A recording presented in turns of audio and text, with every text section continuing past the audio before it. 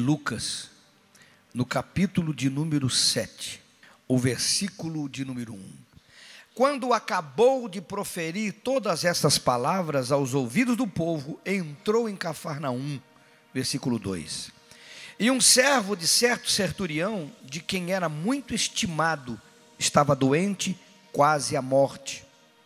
O centurião, pois, ouvindo falar de Jesus, enviou-lhes uns anciãos dos judeus, a pedir-lhe que viesse curar o seu servo. Chegando eles junto de Jesus, rogavam-lhe com instância, dizendo: é digno de que lhe concedas isto, porque ama a nossa nação e ele mesmo nos edificou a sinagoga. Ia, pois, Jesus com eles, mas quando já estava perto da casa, enviou o centurião uns amigos a dizer-lhe: Senhor, não te incomodes, porque não sou digno de que entres debaixo da minha casa, do meu telhado. Por isso nem ainda me julguei digno de ir até a tua presença. Dize, porém, uma palavra e seja o meu servo curado. Pois também eu sou homem sujeito à autoridade, e tenho soldados a minhas ordens. E digo a este: vai, e ele vai, e a outro: vem, e ele vem, e ao meu servo: faze isto, e ele o faz. Jesus, ouvindo isto, admirou-se dele, e voltando-se para a multidão que o seguia, disse: eu vos afirmo que nem mesmo em Israel encontrei tamanha fé, uma fé destas. Algumas versões dizem uma fé dessa. E voltando para casa, os que haviam sido enviados encontraram o servo com saúde. Diga glória a Deus. É muito tremendo isso aqui. O assunto de fé, às vezes incompreendido pelos cristãos, muitas das vezes nem preocupados se as pessoas estão sobre o assunto. Nós temos uma cultura religiosa que associa a fé com milagres apenas. Nós temos uma cultura religiosa que associa a fé com provisão, com milagre financeiro. E quando se fala de milagre físico, cura, libertação, ou quando se fala de milagre financeiro, as pessoas associam a fé. E elas não compreendem que a fé ela vai muito além disso. Aliás, o contexto todo do nosso ser e viver o cristianismo está relacionado à fé. O livro de Hebreus, no capítulo de número 10, no versículo de número 38, quero que você leia comigo, diz assim: mas o meu justo viverá da fé, e se ele recuar, a minha alma não tem prazer nele. Diga viver. Não, diga forte, viver. Não, diga forte, viver. Da fé. Meu irmão, viver é mais do que ser curado. Viver é mais do que prosperidade, do que provisão. Viver é estilo de vida. Eu posso afirmar por esta passagem em Hebreus, que diz a palavra: o meu justo viverá da fé. Ele não pode viver de outra maneira, porque ele disse: se ele recuar, eu não tenho prazer nele. Não tem outra forma de nós vivermos a não ser por fé. E viver está incluído todas as áreas da sua vida. Todas as áreas da sua vida estão vinculadas, conectadas, ligadas à fé. Todas as áreas, não é cura ou libertação ou prosperidade, é todas as áreas. O comprar um veículo está ligado à fé. O vendê-lo também está ligado à fé. Vai pegando aí, vai, O namorar alguém está ligado à fé. O casar com alguém está ligado à fé. O montar um negócio está ligado à fé. O não montar um negócio está ligado à fé. O mudar de emprego está ligado à fé. Irmãos, eu quero dizer para vocês, todos adultos aqui, toda a nossa vida física, emocional, passa pelo quesito de fé. É que as pessoas não a compreendem, mas também não se preocupam em aprender, em crescer nela. E nós precisamos nos preocupar, porque se tudo que eu vivo em Deus, com Deus e para Deus está ligado à fé, como é que eu não posso entender do assunto?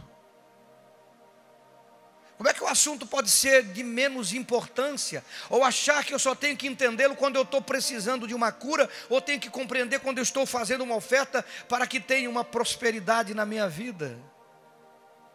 Transformar a fé em relacionamento com cura e provisão é torná-la ela tão pequena, e ela faz parte de toda a minha existência.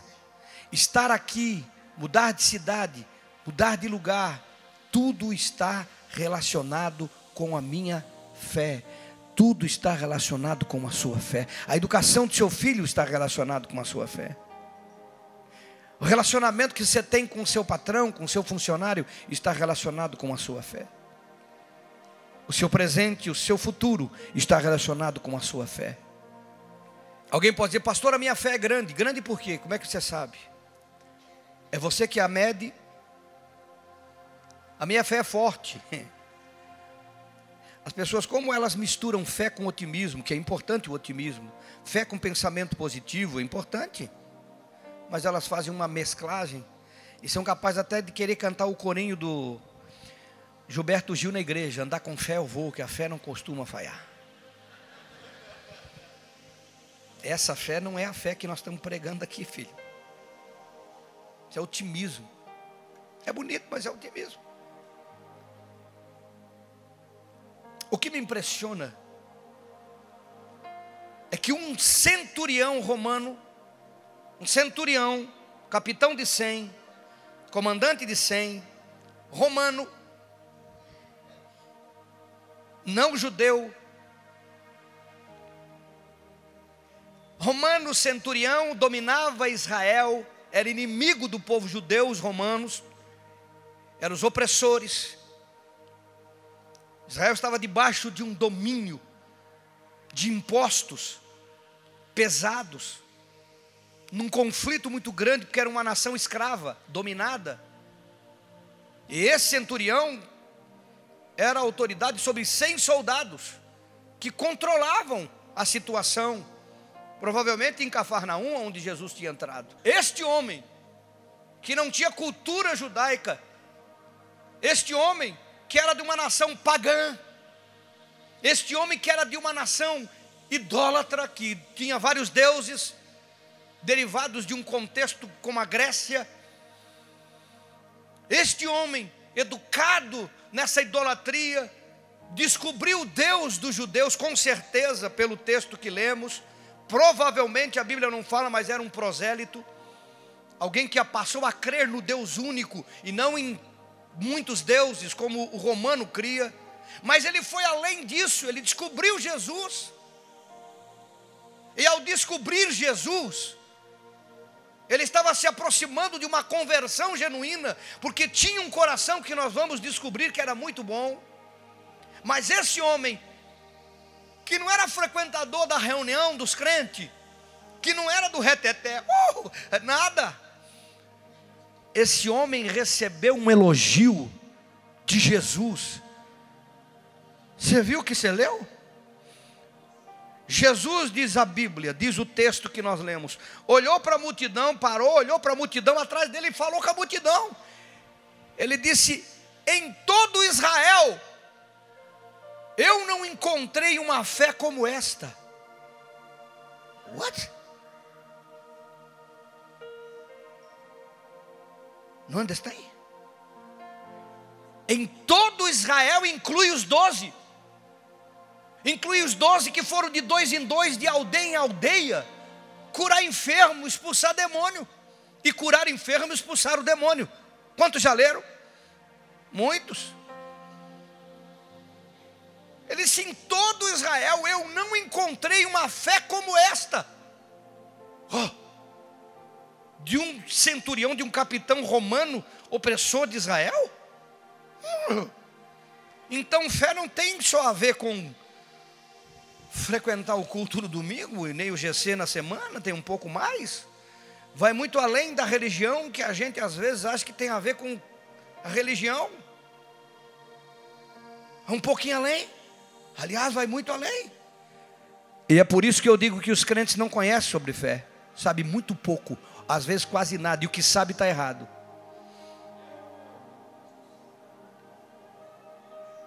E quando você sabe errado, ou não sabe nada, não recebe. E é por isso que você às vezes pede e não alcança, e não vê acontecer. Mas esta fé elogiada por Jesus é algo extraordinário.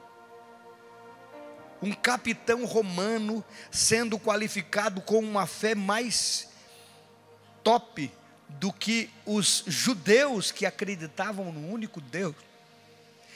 E eu tenho que falar. Posso falar, não? Posso ou não posso? Eu tenho que falar, irmão. O mestre não podia aliviar e dizer: olha, a fé desse centurião é forte, quase do tamanho da de Pedro, que andou sobre as águas. Que Pedro andou sobre as águas, quando voltou para o barco, Jesus disse: homem de pequena fé. Chamou a fé dele de pequena. Ou você não leu? Homem de pequena fé. Por que você duvidou, meu querido? Ele podia ter aliviado isso. A fé desse centurião é pau, quase do tamanho da de Lucas, quase do tamanho da de João, da de Tomé. Não, de Tomé não, Tomé é a fé pequenininha. Mas nem dos discípulos ele fez um paralelo. Ele disse: em todo Israel eu não vi uma fé como esta. Tem crente aqui, não? Cutuca o irmão, você pode respirar, irmão, não tem problema não. Ou se essa fé é dessa forma, eu quero saber comer um pouquinho. Mas quantos querem aprender um pouquinho sobre essa fé? Não, você quer aprender ou não quer, irmão? Porque se você não quer, você não precisa de fé. Todo o reino de Deus funciona pela fé. Se a minha vida toda está vinculada à fé, como é que eu não vou me interessar por um assunto extraordinário como este? E nós temos pouco tempo, eu quero aprender um pouco sobre a fé desse cara. O que fez o meu Senhor Jesus olhar para ele e dizer: essa é a fé. Essa é a fé. Primeira coisa, se você quiser anotar, anote. Se quiser gravar, grave. Primeira coisa, a nossa fé não começa com as nossas necessidades. Vai entendendo? Ela é resultado do nosso comportamento quando tudo vai bem. Quando a gente não precisa de nada. E aqui mora um grande problema na vida do crente. Ele começa a orar quando está com doença, quando está com problema, quando está com luta. Ele começa a crescer, a buscar. Ele começa a correr atrás do prejuízo. Alguém já ouviu essa frase, não? Correr atrás do prejuízo? Aí quando tudo está bem, e graças a Deus que em você está tudo bem, graças a Deus que com você está tudo funcionando bem, o crente ele relaxa. Ele baixa a guarda, ele não entendeu. Onde começou a fé desse centurião? Quando ele cooperava com os judeus. A fé dele não começou quando o escravo ficou doente. A fé dele começou quando ele cooperava com os judeus. Quando tudo estava bem, a Bíblia diz: os anciãos que foram conversar com Jesus para pedir a cura do seu escravo, disseram: o senhor tem que atendê-lo, porque ele nos ajudou a construir a sinagoga. Ele se encarregou de construir a sinagoga. Quando tudo estava bem, ele estava tendo um comportamento de bondade, crescendo na fé. Ele não foi aprender sobre fé quando estava com luta, com problema. A maioria das pessoas acham que tem fé, pensam que tem fé.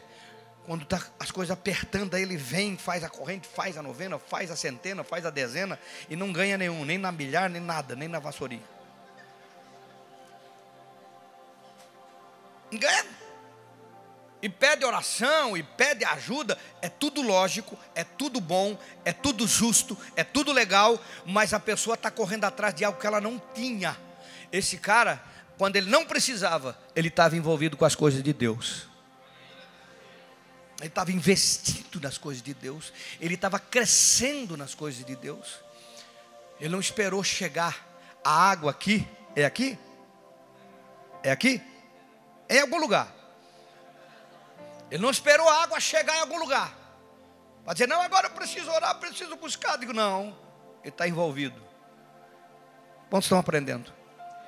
Precisa aprender isso. Antes de qualquer necessidade, ele teve envolvimento. Segunda coisa que eu aprendo com esse cara: tudo o que fazemos de bom para o reino coopera ao nosso favor. Diga comigo: é melhor ter crédito do que não tê-los. O centurião tinha ajudado os judeus a construir a sinagoga. Porque o centurião não teve coragem de se aproximar de Jesus. Ele mesmo disse no texto que nós lemos: não sou digno. Porque ele não acreditava que Jesus iria atendê-lo. Mas como ele tinha crédito, e ele queria ajudar o seu escravo, ele chamou os anciãos, que eram homens respeitados, faziam parte de uma elite que julgava, que tinha voz, que tinha peso, e que Jesus ouvia. E pediu para esses anciões ir até Jesus interceder por ele. E olha a conversa dos anciãos. Ele disse: Senhor, o senhor tem que ajudá-lo. Ele merece a sua ajuda, porque ele nos ajudou a construir a sinagoga. Ele tinha crédito. Irmãos, tem gente que vive uma vida assim, deixa a vida me levar. Vem quando dá, não quer se envolver, tá? Mas uma hora a luta chega para todo mundo. Infelizmente ela chega para mim, chega para você. Nós atravessamos, nós vencemos com certeza. Mas Jesus nunca nos enganou. Ele disse: no mundo tereis aflições. Disse: mas eu venci o mundo. Quer dizer, vocês também vencem. O problema é que quando as lutas chegam para a gente, se nós não temos crédito, a coisa fica mais difícil. Imagina se esse centurião fosse o centurião como todos os outros, oprimindo o povo judeu. Ele não ia ter uma resposta como ele teve. Mas como ele era algo que estava trabalhando, se envolvendo, participando, gerando crédito, quando a luta chegou para ele, a resposta foi imediata e foi favorável. Você pensa que esses irmãos que estão aqui, estão no pátio, estão lá com as crianças, estão na câmara, estão lá atrás, estão ajudando, estão liderando o GC, estão trabalhando, estão qualquer área, pessoal que trabalha com assistencialismo fora, que trabalha com pessoas aí fora, todo trabalho que você desenvolve para o reino, acredite no que esse pastor está te dizendo, todo trabalho que você dá, todo tempo, todo envolvimento que você trabalha, esse pessoal vem para cá 2 da tarde para ensaiar, está até agora aqui, pessoal. Você está ouvindo ele tocar, coisa bonita, mas está desde as 2 ensaiando aqui, o pessoal, os outros também. Todo trabalho que você faz, todo envolvimento que você tem, gera um crédito no momento que você precisar que Deus intervenha em alguma coisa que você precisa.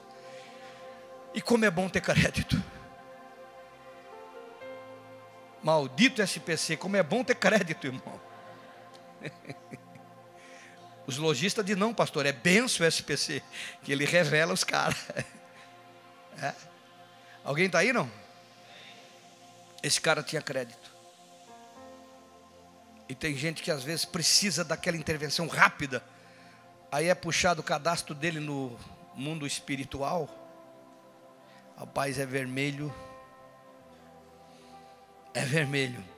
Ele vive só para ele. Ele não quer viver um pouquinho para o reino. Quem está me ouvindo? Terceira coisa que nós aprendemos sobre a fé que impressionou Jesus: a fé verdadeira é movida pelo amor. Diga comigo: a fé verdadeira é movida pelo amor. A nossa motivação será levada em conta quando pedimos ao Senhor um milagre. A nossa motivação será levada em conta quando a gente pede para o Senhor um milagre. Irmãos, presta atenção comigo. Ele era um centurião, ele tinha um escravo.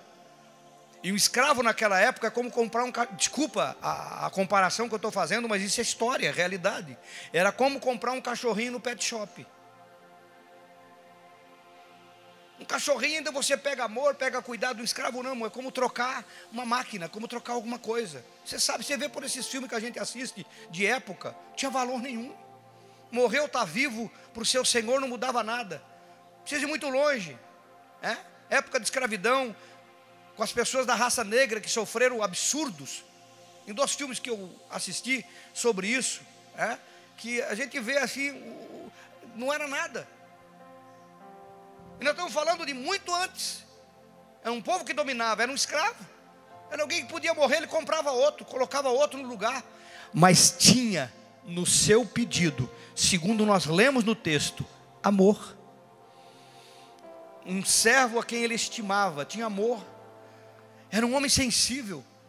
Um homem, irmão, um centurião, homem importante, homem de posição, homem que mandava, homem que não pedia, irmão, dava ordem. Como nós vamos ler no texto daqui para frente, ele desceu do salto, ele saiu do seu direito, ele foi numa humildade aos anciãos, que ele tinha autoridade sobre esses anciãos como dominador de Roma, um cidadão romano pedindo a um judeu, e dizendo: por favor, conversa com Jesus, para que ele possa curar o meu escravo. Ele se preocupou com o escravo. Amor, sentimento, verdade no que estava buscando. Você pensa que Jesus não pesou isso? Pesou e muito. Por isso que essa fé impressionou o mestre. O problema é que a motivação muitas vezes que nós pedimos é errada. Não tem amor, não está vinculado em amor. Às vezes a esposa pede para o cônjuge se converter, não é porque ela quer a salvação dele, o bem dele, porque ela quer se livrar do problema que ele é.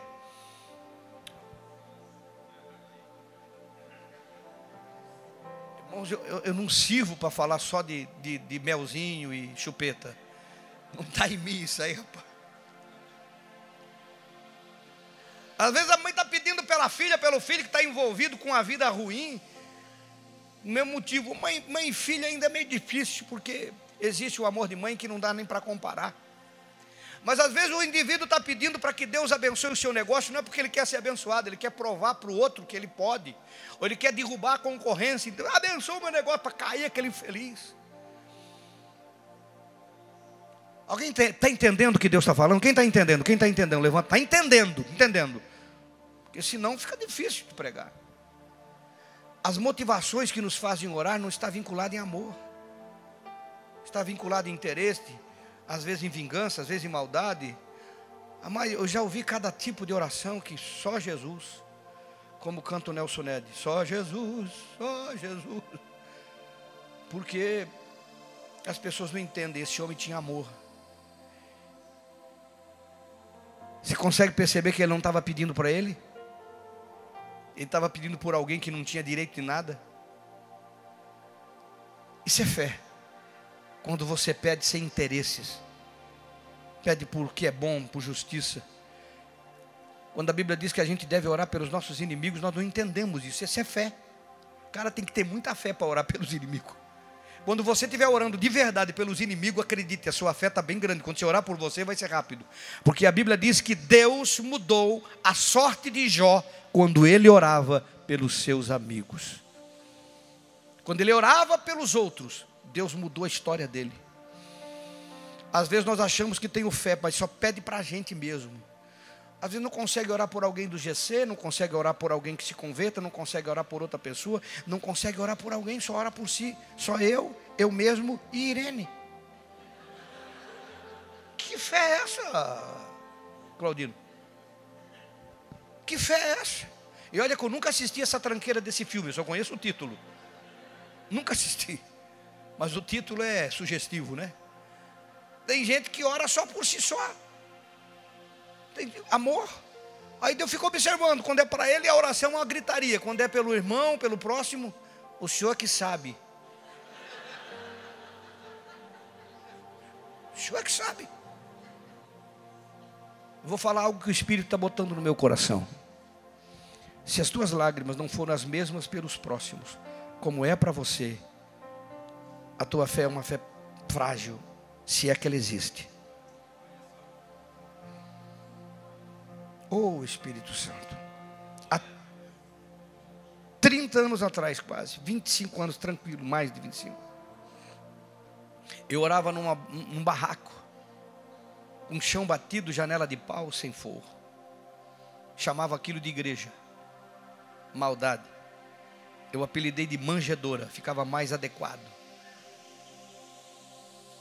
E lá na manjedoura, onde é a associação hoje, nesse negócio que chamava de igreja, janela de pau, parede de pau, sabendo da dificuldade de um bairro nobre como é o Glória, de alguém vir num lugar daquele tão ruim, tão feio,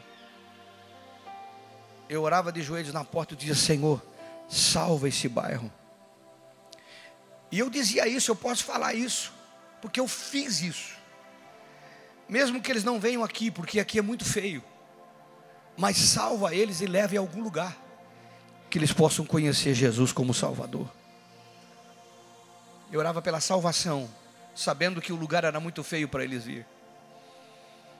Esta oração é uma oração que demonstra a fé que Jesus quer que a gente tenha. Uma fé que não é uma fé que só olha para o umbigo, mas que ora do mesmo tom, do mesmo intensidade, pelo outro, pelo próximo. Alguém está aí, não? Mais uma coisa eu aprendo com esse homem: a fé tem protocolo, funciona dentro de um contexto, dentro de um padrão. As pessoas que pensam que fé vai atropelando tudo, e não atropela tudo não. Tem protocolo, tem contexto, tem padrão.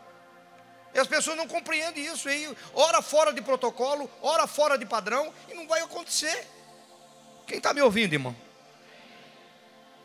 Olha esse homem dizendo: não sou digno de que entres dentro da minha casa, que venha debaixo do meu telhado, nós lemos. Não sou digno de que entre dentro da minha casa. Como assim? O cara está pedindo por alguém, está pedindo por um escravo, um cara que tem obras, um cara que tem crédito, um cara que os anciãos do povo, respeitados, disseram: Jesus, tu tem que atendê-lo, ele merece porque tu atenda. Esse cara chega e diz: tu não é, eu não sou digno que tu entre na minha casa. Fala uma palavra daí mesmo. Nós lemos isto, porque ele entendia protocolo. Do que estou falando, pastor? Eu estou falando de que esse centurião, o sacerdote, o sumo sacerdote, o fariseu, o saduceu, o escriba e os religiosos tinham ele como imundo. E todo homem que se aproximava dele ou entrava na casa dele era considerado imundo. E ele sabia desse protocolo, ele sabia dessa imagem que tinham dele. Ele sabia desse contexto religioso até hoje.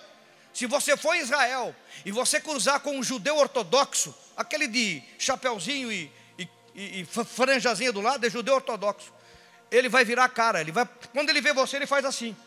Ele não olha para você porque você é imundo. Alguns até cuspem no chão. Eu tive lá mais de vezes. É a cultura.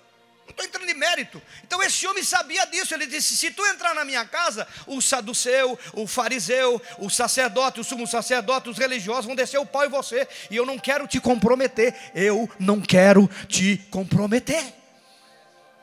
E quantas pessoas pedem coisa para Jesus e compromete a fé, compromete o testemunho e compromete às vezes até o corpo de Cristo, que nós chamamos de igreja.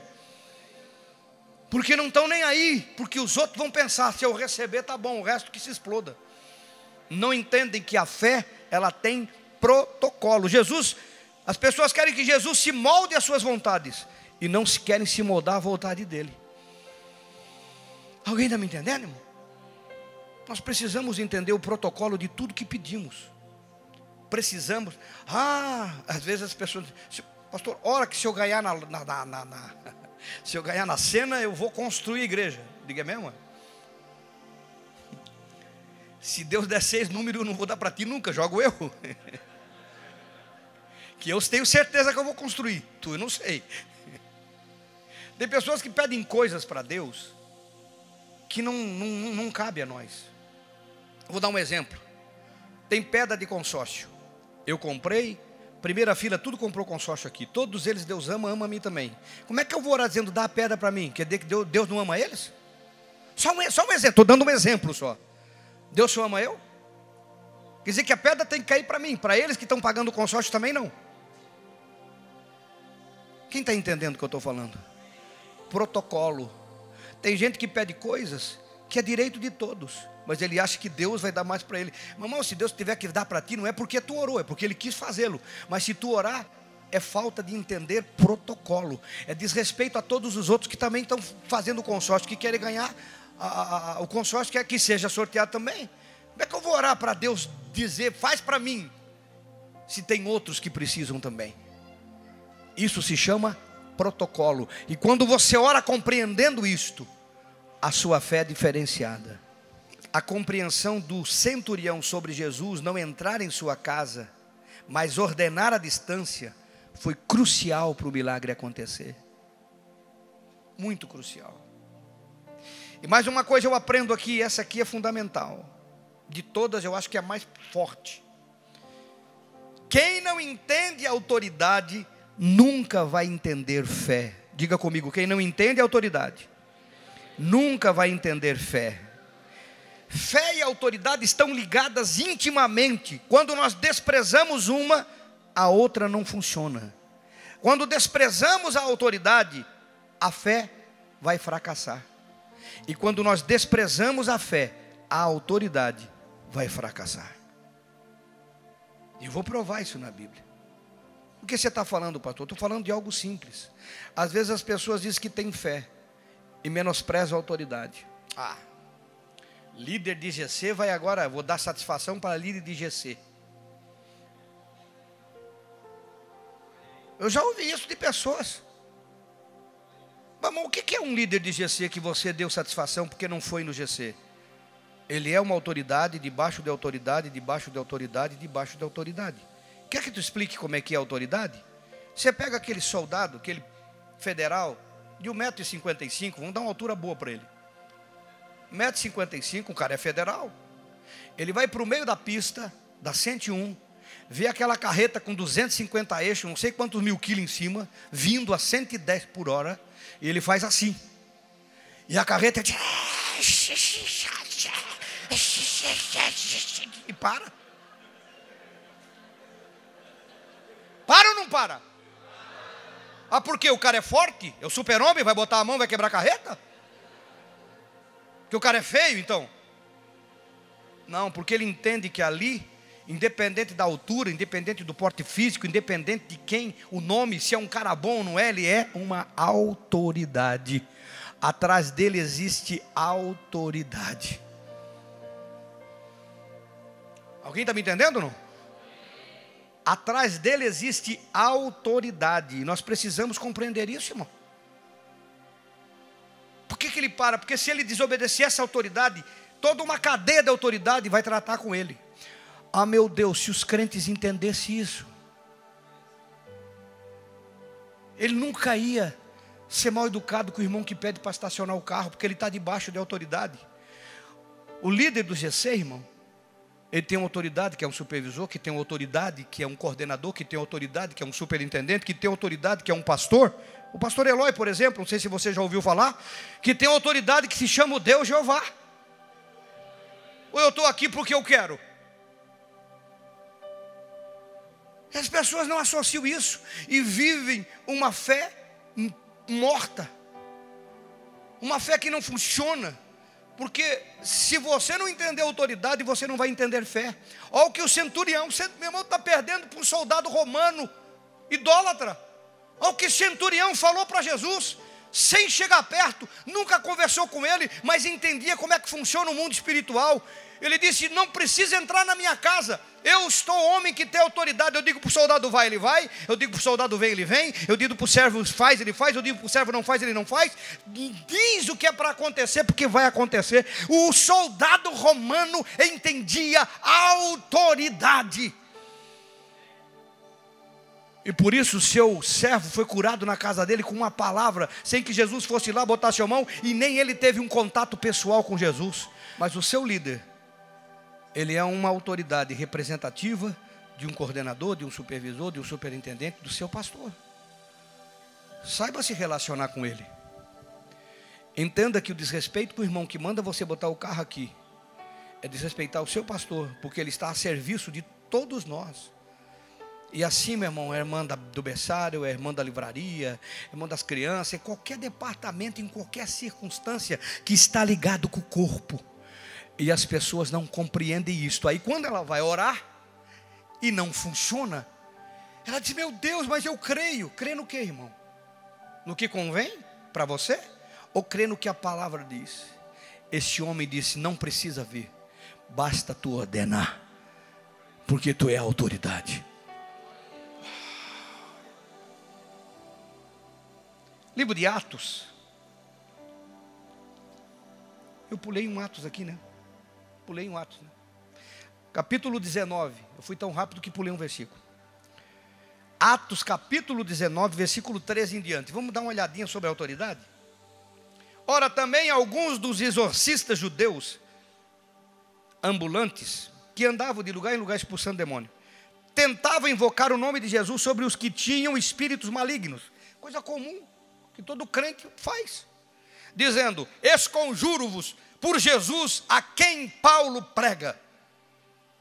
E os que faziam isto eram 7 filhos de Seva, judeu, um dos principais sacerdotes. Os caras tinham linhagem sacerdotal, tinha acabado a lei, né? Eles não perceberam isso. Respondendo, porém, o demônio, o espírito maligno, disse, a Jesus eu conheço, e Paulo eu sei quem é, mas vocês quem são?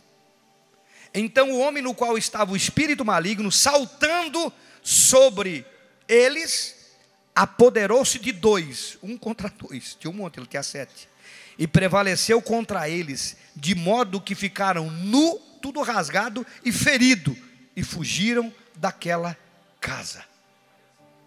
Vai brincar com o mundo espiritual, irmão? Por que não funcionou o nome de Jesus que eles usaram ali? Que eles falaram, eu te expulso em nome de Jesus, e para tu saber quem é aquele que Paulo prega, para não errar o Jesus, tinha outros. É Jesus o verdadeiro, que morreu na cruz e ressuscitou.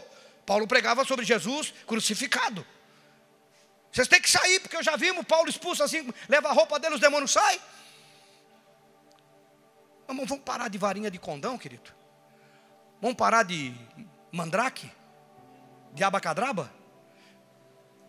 Que tem gente que pensa que o nome de Jesus é varinha de condão, é abacadraba. Não, em nome de Jesus é meu, tomei posse, é meu. Em nome de Jesus, tomei posse, é meu. Agora em nome de Jesus, eu gostei dele, ele é bonito, é meu. Não, em nome de Jesus, tomei posse, carro é meu. Em nome de Jesus, em nome de Jesus, em nome de Jesus, em nome de Jesus, irmão. Se você não está vinculado à autoridade, acontece isso. O mundo espiritual olha, que em nome de Jesus, por quê, irmão? Com quem que tu está vinculado de autoridade na tua vida? Porque o problema aqui só foi a autoridade. Eles cobriu, conheciam, mas não estavam debaixo. Não se sujeitavam. Jesus não era senhor da vida deles. Paulo não era apóstolo reconhecido por eles. Era apenas uma referência do que pode ser feito. E eu vou dizer uma coisa para vocês, triste, mas verdadeira. Está cheio de gente frequentando igreja, achando que o nome de Jesus é varinha mágica. Eu não brinco com verdade, irmão. Não brinco não. Eu brinco com um monte de coisa, eu sou um brincalhão. Alguns dizem que eu devia ser comediante, que me conhece de perto. Mas eu não brinco com verdade. Nunca brinquei. E você que está me ouvindo nessa noite, pessoal que me ouviu o culto das 5, isso aqui é Bíblia. É para você mudar o teu comportamento. Entender porque certas orações não são respondidas e certas coisas não acontecem. Não é para te confrontar, não. Não é para te bater, não toma isso como algo duro, não é duro, é bom. É bom, irmão. É aquela injeção de eucalipto que não tem mais. Quem é da minha idade lembra dela. O eucalipto vinha até na boca, ficava até no nariz, eucalipto. Mas a gripe no outro dia estava longe da gente. Alguém lembra disso, não? Quando dava aquela gripe que queria quebrar a gente no meio, a gente ia na farmácia, tomava uma loção de eucalipto daquela, ficava com o eucalipto até nos olhos, ficava até verde, que nem o Hulk. Mas quero ver a gripe no outro dia. Sabe, aquele remédio para curar a tua alma e fazer você ter algumas respostas e compreender alguns princípios e começar a mudar para melhor. Quantos querem mudar para melhor aqui? Quantos querem mudar para melhor, irmão? Levanta a sua mão. Se você quer mudar para melhor, essa é a mensagem certa. É para você, é para crescer. Porque eu não me canso de olhar e dizer, em toda Israel, eu não encontrei uma fé como esta.